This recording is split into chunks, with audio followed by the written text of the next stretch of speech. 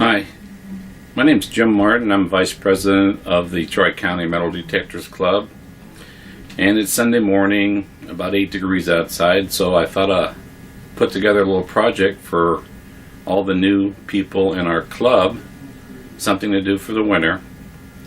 So the first thing I want to do is I want you to get stir sticks for the paint. You get about 5 stir sticks, and you'll need a glue gun for this project, and you'll need a drill.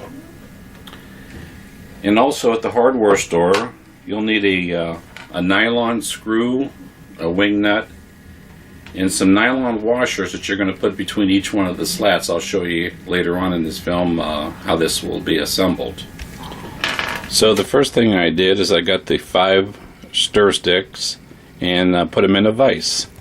And then I drilled a 1/4 inch clearance hole, so when I insert my nylon screw in there, that it'll clear the 1/4 inch nylon screw that I'm going to put into it.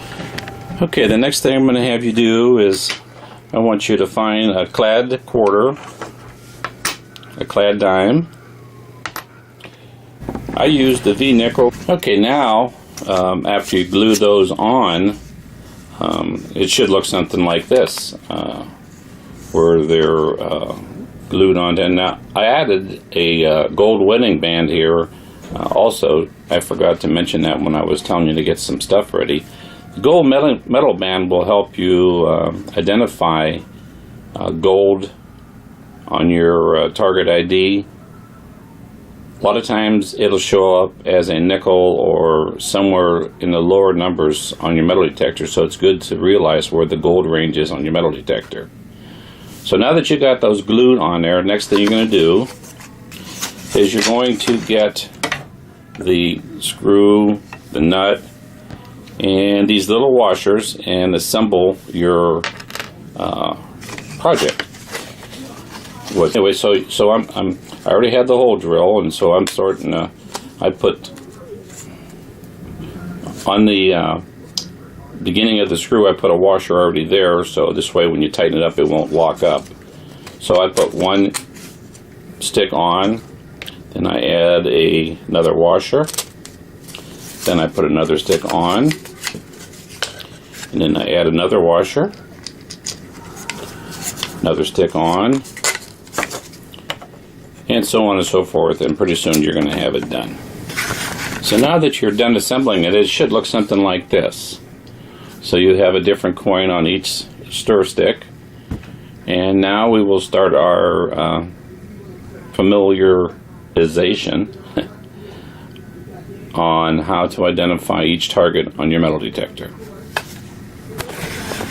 So anyway, I recorded the first session. Now I got enthusiastic, so I made a second group of sticks, and this is to get me familiar with my junk stuff. So on these set I got 4 more stir sticks and another nylon nut and bushing and everything, and I glued a bottle cap, I glued a rusty nail, a pull tab, and a piece of foil there.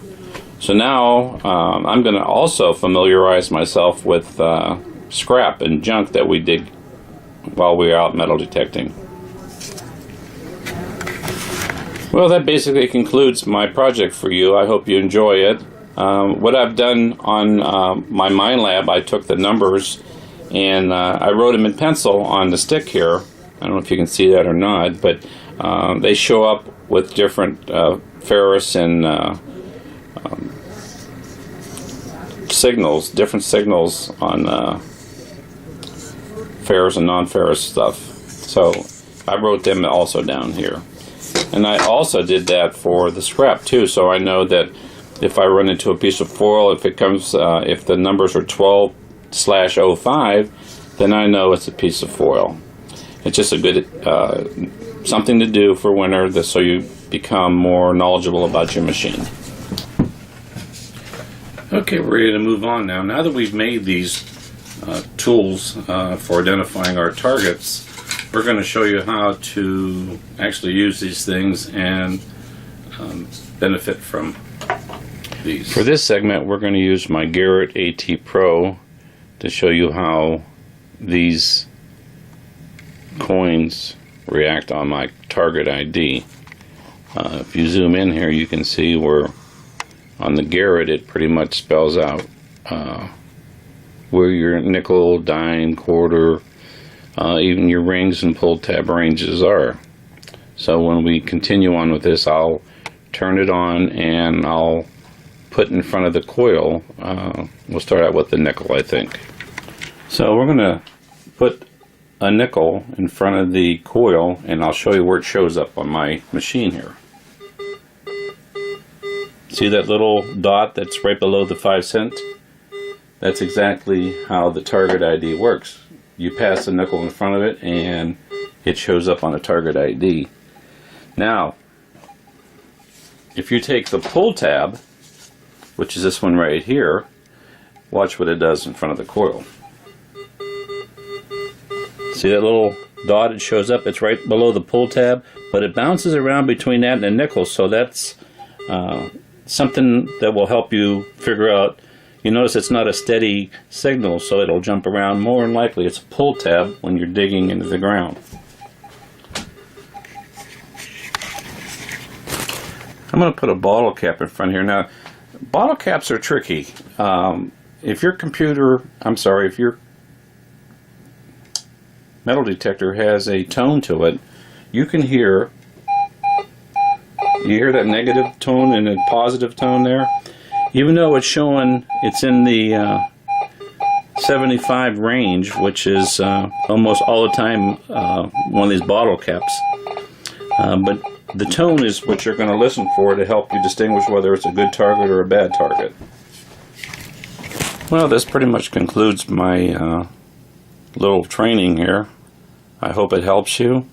I know it helped me when I first started out, and I've been doing this since 1990, so I've had a lot of experience, but you always have room to improve. So good luck with this, and hope to see you soon. Bye.